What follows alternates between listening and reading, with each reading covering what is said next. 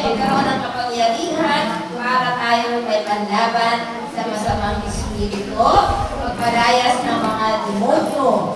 Amen?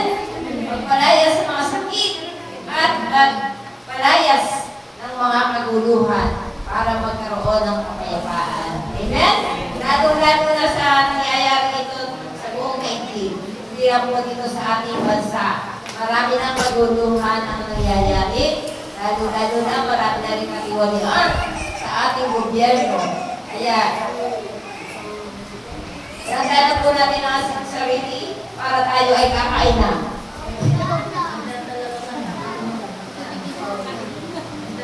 Yan.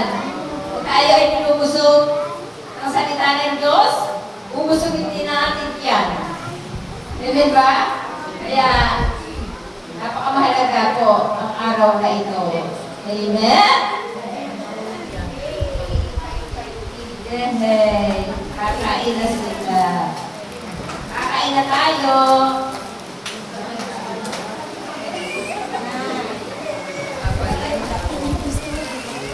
Ito muna yung candidates muna. Bigyan mo ng soft drinks. Candidates muna sa